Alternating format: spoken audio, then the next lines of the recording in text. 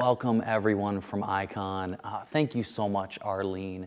I tell you what, these moments of being able to worship together, listen to music together, even though we're separated physically, have just been so important, so crucial for me. And as I hear from so many of you, I realize so important for you guys as well. I just want to say thank you so much to everyone that's doing so much to continue to connect, everything that you're doing, Arlene, to continue to lead us in worship, Amanda and Dino and Adam and Kelly and so many of the team that have done so much to ensure that we stay connected, on top of countless ones of you who've been emailing in, reaching out to us. We've had people reach out from other countries that have recently connected to Icon, that have said, I want to get involved too. So we're excited to find more and more ways to connect with one another during this season and find ways, as things eventually get back to normal at some point, to continue to still find ways to connect like this for those that maybe are physically unable to come into church service, to come to a physical location, or just geographically have connected with this community in a way that they're looking for. We're going to be looking for ways to do that. And it's just been so incredible to continue to connect like this. And I appreciate these times together. I know for me, I'm kind of starting to find a little bit of a rhythm. I was talking this week with Kelly, and we were talking about some things that we wanted to start doing. And I feel like early on in this whole quarantine thing, I had very little willpower. It was enough just to try to keep going and make sure the kids are doing their online schooling, or make sure church things actually happen, make sure I get some sort of message recorded and sent out each week. Just those things were a struggle. And I'm starting to kind of find a little bit of a rhythm, starting to find some routines a little bit. And this week, for the most part, has been a really good week. Kelly's birthday was this week, so maybe in the comments, give her a shout out, tell her happy birthday. We had a great time, and that was a great way to celebrate as a family as we did that this week. But just in general, it was a pretty good week this week. Until actually last night, not last night as in Saturday, last night from recording this. I'm recording this Friday. Thursday night, Jonathan Norfie and I had this great idea. You see, we wanted to do something that would just bring some lightness to this world, and specifically to you, our church family. There's so much heaviness going on. There's so much weighing on all of us. We just wanted to do something that would bring a laugh. Jonathan and I have known each other for, 20 plus years. And we have always, for those 20 years, enjoyed doing kind of stupid things together. And we thought, man, maybe we could do something that would bring a laugh. But then we also found a way that we could partner with a nonprofit. And we decided to do something that we would do a Hot Wings challenge. Jonathan notoriously in the past hadn't been able to handle hot foods, but has been doing a lot better, being married to a Hispanic woman and marrying into that family. He's getting more and more used to some hot foods, and thought he could hang, and we would do this hot wing challenge and buy 10 different wings, wing sauces that increasingly got hotter. And all proceeds, we would give people opportunity to give, and all proceeds would go to the Hays County Easter Impact Offering, which is a fund that 13 churches from across Hays County are partnering together to raise funds for. And we raised $40,000 for the Hays County Food Bank at a time that they needed it most and our community needed it most. And so it was great to give back to a great cause, but my week got significantly less good last night as we worked our way through this wing challenge. Really, the front end wasn't so bad. The tail end, things started getting a lot hotter. And then there was the last sauce. And it felt like it went from maybe a 6 or a 7 to a 12. I mean, it was awful. We were dying. In fact, I went ahead and put together a couple of clips. So why don't you go ahead? This is how last night went for Jonathan and I. Go ahead and check this out. Jonathan and I were in so much pain, specifically, as you noticed, Jonathan, because he kept using this napkin to wipe his mouth, and then at the end used that same napkin to wipe his eyes. And listen, maybe I should be a better human and not laugh at my friend when he's in genuine pain, but that was freaking hilarious. So Jonathan has fully recovered, don't worry. Although we are still experiencing some of the side effects of last night, if that makes sense. Both of us woke up last night with a really bad stomach ache. I took some Tums, went back to bed. Jonathan said he woke up at 1 a.m. with the worst stomach ache he's ever had in his life, vomited twice, and drank a bunch of Pepto, and then also felt the pain well on the other end of things. So I've yet to experience that, but little TMI, but that's where my week went really downhill and got real rough. But you know what? It was a fun time. I hope you guys were able to enjoy it. I believe it's still on our Facebook page and Instagram Live story. So if you didn't see it, you can jump on and check that out. And you can still give to the Easter Impact Fund if you'd like to. But that was kind of a fun time for us, as strange as that may sound. And I just feel like we need some lightness in this season where everything just feels so heavy, right? There's just so many things that the heaviness of this situation, of our circumstances, is just at times overwhelming. There's been times that I've just struggled getting things done that usually I would have no problem getting done. And as I thought about this week, what to talk about this week, my mind went back to actually an older message, one that I'd done several years back here at Icon. And as I read that message and as I went back to it, I thought it was so appropriate that I just had to go back and kind of work through that again, make it appropriate to where we are today, but really share this again. So this really is a message from a few years back, but I believe it speaks to us to where we are today. And really it begins around a question. It begins around an idea. And this question is, what do you do when you feel like God doesn't show up like you thought he would? You know what I mean? Like you think God would show up in this certain way, and he doesn't. Or maybe put a little bit more poignantly, what do you do when God doesn't show up like you think he should? Not just like how you expected him to. Like, oh, I thought God would do this, and I'm a little surprised. But no, God, you should do this. God, if you're good, God, if you're loving, God, if you care, you're going to show up like this. What do you do when he doesn't show up? You see, maybe you've thought some of these things in these past few weeks. God, if you're real, you'll find a way that I don't lose my job. And you lose your job. God, you should show up in this way and heal this person, and he doesn't. What do you do with a God like that? And I think collectively as a nation, as we mourn and grieve together, those of us that come from religious backgrounds find ourselves asking some of these questions. We're being forced to ask some difficult questions. And if you've come up from maybe a religious background, a religious tradition, we're often, we go to stories at times like this that build our faith. Stories like maybe Shadrach, Meshach, and Abednego.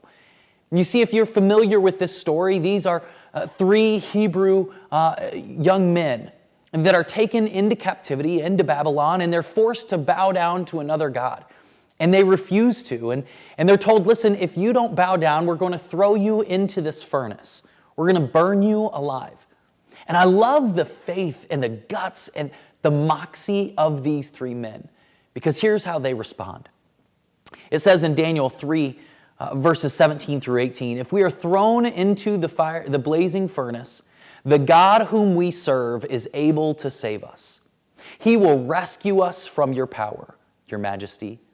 But even if he doesn't, we want to make it clear to you, Your Majesty, that we will never serve your gods or worship the gold statue you've shown up. And you see, they're thrown into this fiery furnace with that kind of boldness, that courage, that faith. They're thrown into the furnace. And the story tells us that the king is so furious, he heats the fire up. The person throwing them in is burned. They throw them in.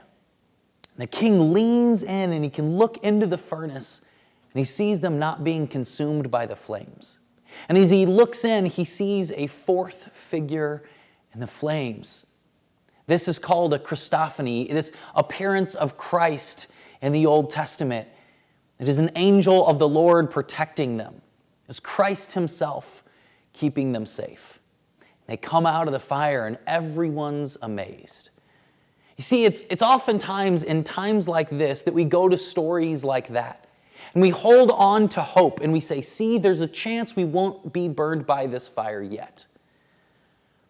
But the reality is that sometimes we're thrown into the fire of our lives and we do get burned. And the person doesn't get healed. And we lose our job. We lose that relationship. She leaves or he leaves. That person hurts us. That person won't apologize. That relationship isn't mended. What do you do then? What do you do when God doesn't show up? You see, it's times like this that hope begins to slip through our fingers. I was talking to a close friend of mine, and this couple, they're really become like family to Kelly and I, and they were telling us this tragic story of something that they went through in their life. And one of them said it was in this moment that hope was the very last thing that they lost. You see, you can hold on to hope for a really long time when things look really bad, but there's a moment where even hope disappears. And that's what we want to talk about today. What do you do then? In these moments where it feels like God should show up in a certain way and he just doesn't. Because I think there's a lot of us that are experiencing that right now, aren't we? And what I want to entitle today, if I could title today's message, is something that you could bear with me, might sound a little sacrilegious, but just give me a moment. And I'm calling today's talk, When God is Wrong. Because come on, if you've been a follower of God long enough, there's probably been moments in your life where you've thought, God, you're wrong on this one, right? I mean, can we just be a little honest today? I mean, you're in your bedroom, you're in your pajamas. What do you think? We don't need to keep up any pretenses here, right? Like, we can be honest and say there are times in our life that it just feels like God's wrong. Like, God, you missed it on this one. I remember the first time when I preached this message years ago, it was shortly after the horrible, tragic shooting in Parkland. I feel like I look back on that and say, God, you were wrong on that one. Where were you that day? And there are moments in our lives that we look at and we just go, God, you feel like you're wrong here. And in moments like this, we have some things that go through our head. We tell ourselves things like, I'll never be happy again. I'll never be happy. God has left me. Or maybe we tell ourselves, there's just no point in continuing. It feels like God isn't there.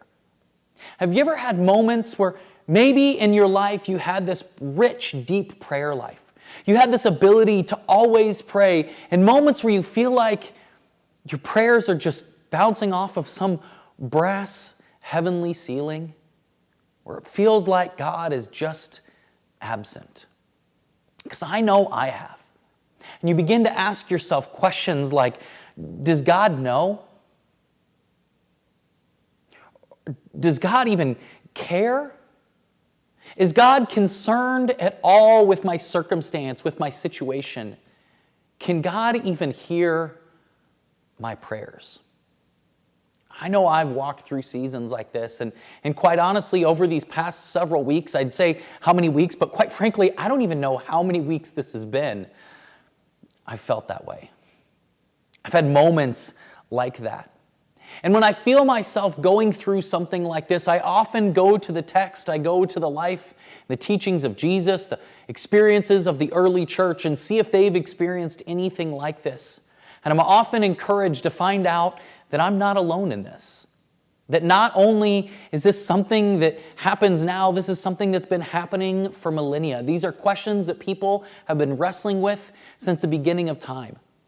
And there's a particular person I want to focus on today that went through this very same thing. A guy by the name of John the Baptist.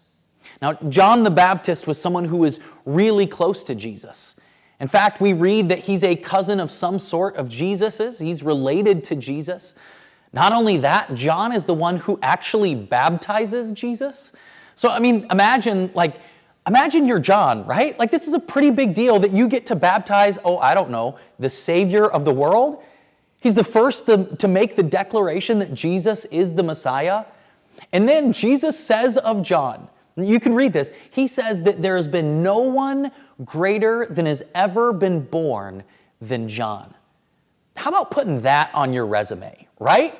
Like, here's some accolades from my lifetime, like, I baptized the Messiah, and Jesus, Christ. Here's what he said about me. Here's a little reference from him. There's been none born by women greater than John, i.e. me, the Baptist. This is a big deal. Like, John is this significant person in the life of Jesus, and he experienced a moment where he felt God's absence as well. And I think we can learn something from looking at this season in his life. Now, I want to explain a few things to you because some of what I'm going to talk about has some kind of geography elements to it. And so I need to kind of show you a little something. So I'm going to go ahead and pop up on the screen here. You'll be able to see this is a map of Jerusalem, Judea, Samaria. You can see this is kind of the region in which much of the New Testament, much of the Bible kind of takes place. There at the top of the map, you see a region called Galilee. This is where Jesus did much of his ministry. There's also kind of the Jordan River there along the right side of the map. You can see that. Jesus and John the Baptist does much of his ministry along the Jordan River. And that's where Jesus is baptized, there along the Jordan River. So this is where much of the ministry of John the Baptist takes place. Now, here's the thing. John is pretty gutsy. He's got some moxie. He's not really intimidated by what people say. And he has this habit of speaking truth to power consistently. And if you don't know this, power does not like truth being spoken to it. This is just an old thing. Surely we don't experience that in our world today. Okay, so maybe we do. So anyway, John is speaking truth to power, and what's going on in that culture in that day is there are some kind of provincial kings, some rulers that are ruling kind of certain areas. And there's this one ruler ruling in this one area that decides to take as his wife his niece. Now, John thinks that's pretty messed up, and I think we would all agree that's pretty messed up. I mean, let's be honest, they don't even do that stuff in Tennessee. So anyway, no offense, Shay, a friend of mine, one of our board members from Tennessee. But listen, this is really, really messed up. And John starts speaking out against this. And people are like, John, ixnay on the Herod, right? Let's just leave this out. He's not going to like that. Well, this Herod, this ruler, leaves and goes up to Rome for a while. So one of this niece's other uncles, another leader, while that leader is gone, takes her on as his wife. Just some really messed up family stuff going on in the Herod family. And John starts calling that as wicked. It's evil. It's sin. And they don't like that. So they have John arrested and thrown into this prison way out on the backside of the empire, as far out as you can get. There's this tiny area the city called Machaerus. I'm showing you here on the map. Machaerus is there, the bottom right-hand corner. This is about as far east into the Roman Empire as you can get. Now, back then, there was no such thing as kind of due process. You're just thrown into prison and left there. You just rot. In fact, John the Baptist also had disciples. He has to ask his disciples to bring him food and water. They have to do this to keep him alive. They don't even feed the prisoners there. If you don't have people caring for you while you're in prison, you just die. And John the Baptist is rotting in prison.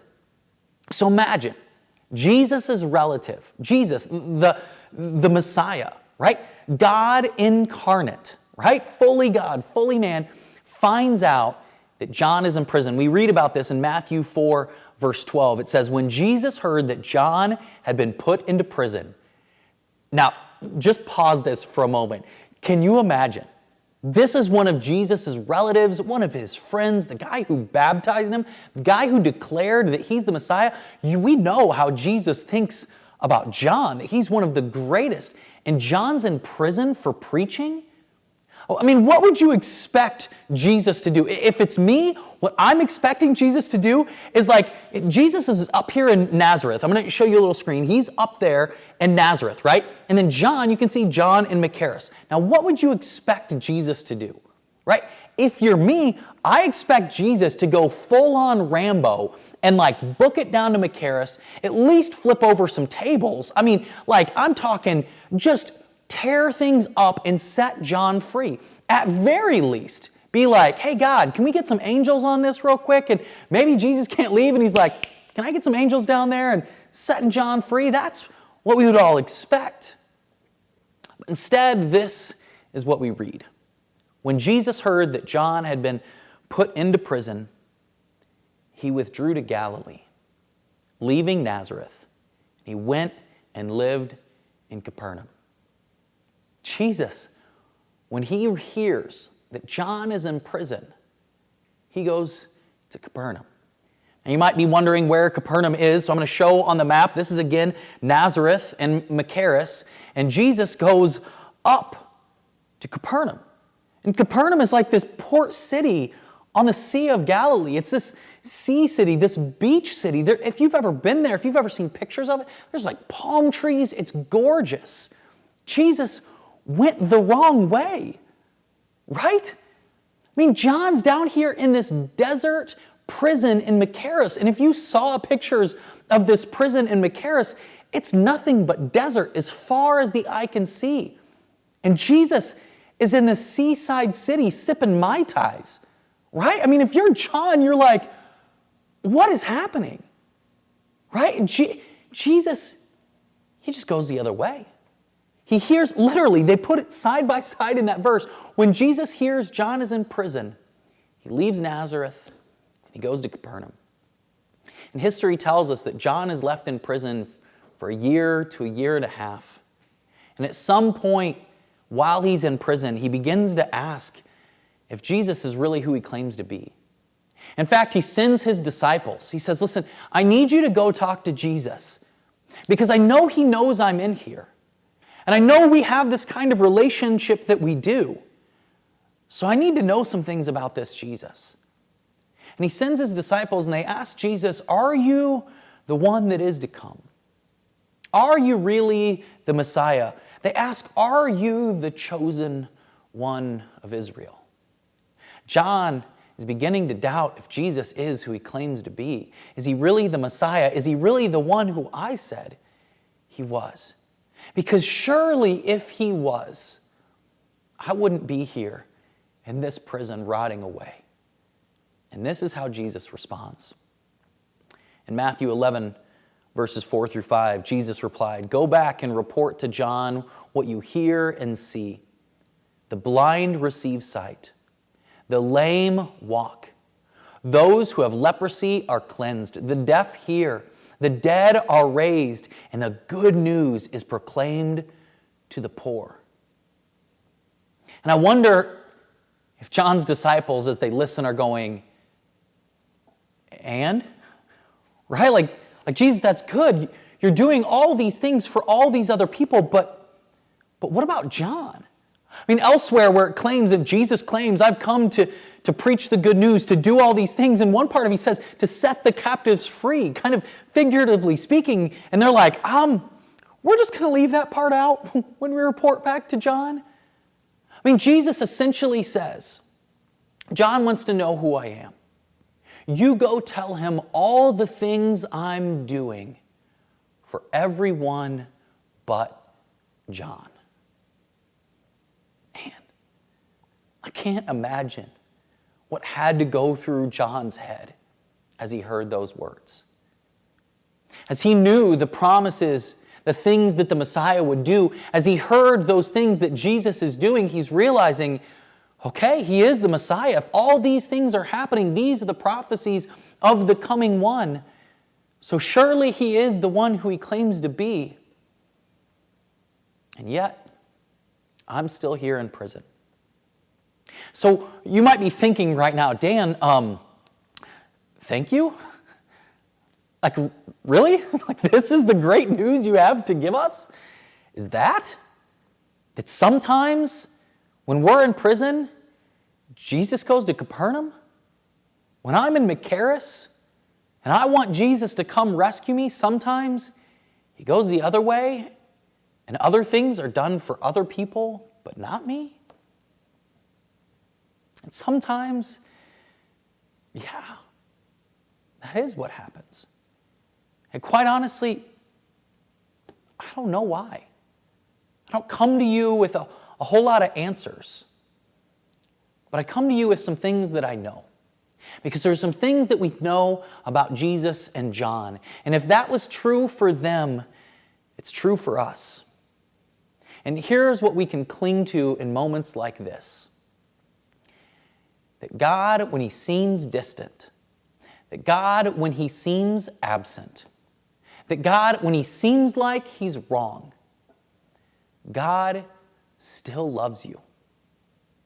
That somehow, I don't know how it works, God knows your name and he knows your situation.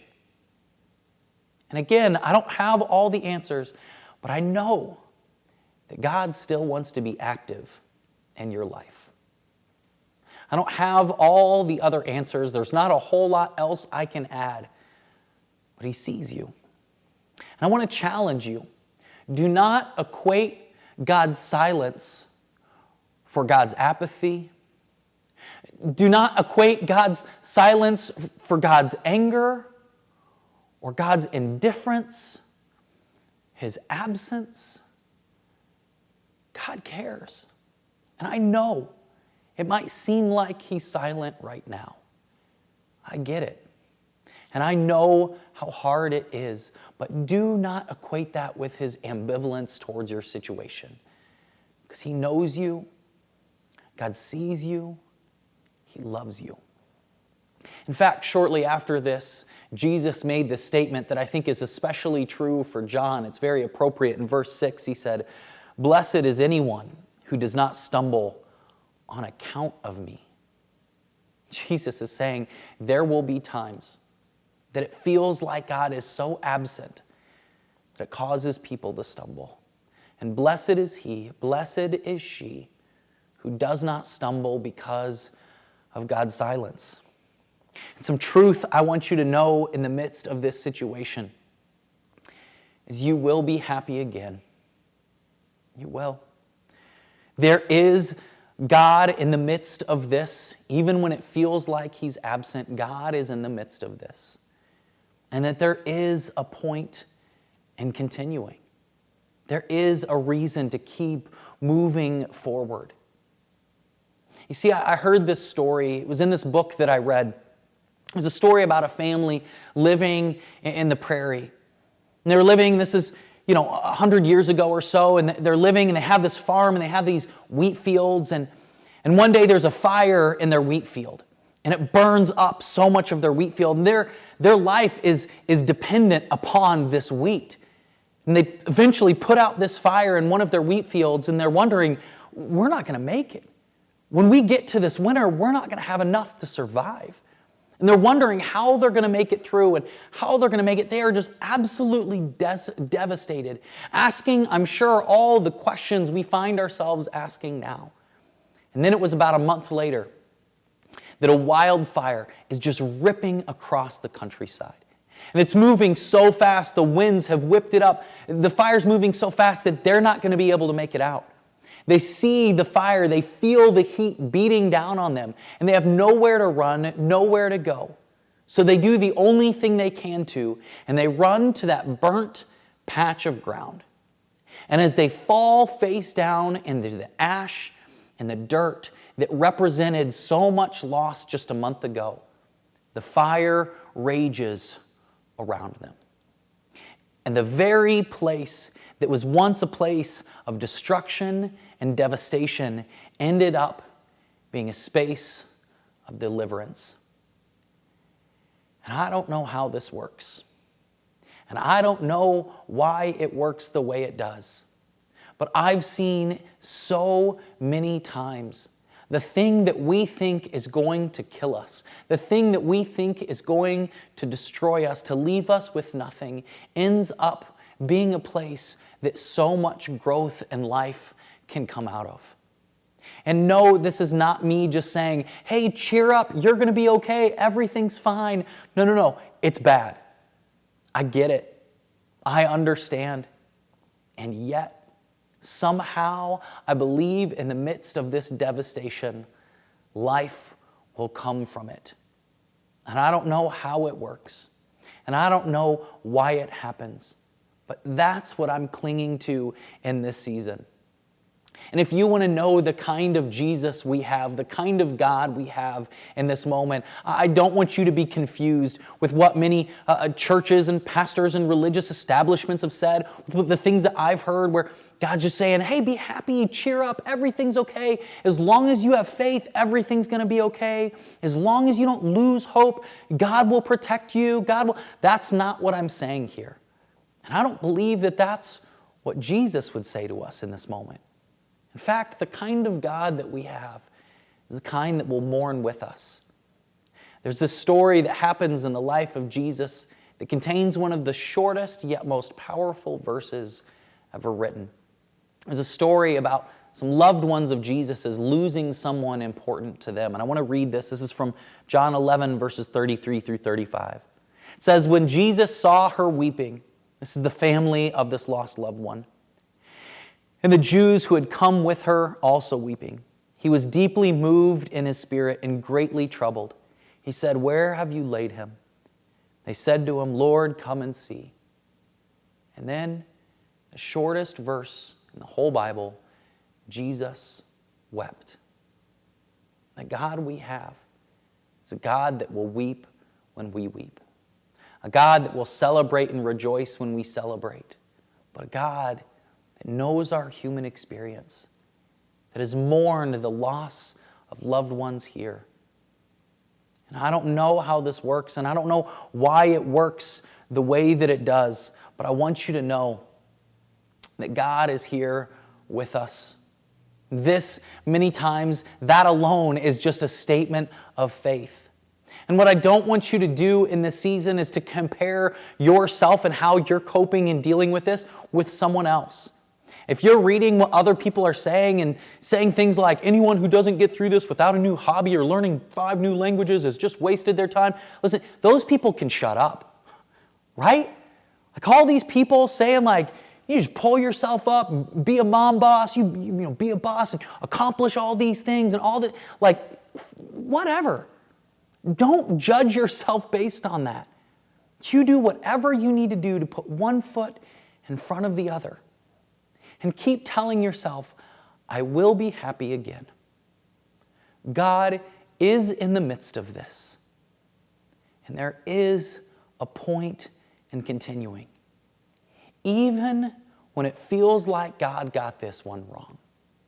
Which every day when you hear about the 1,000 or more deaths in our country alone, you find yourself wondering, God, I feel like you got this one wrong.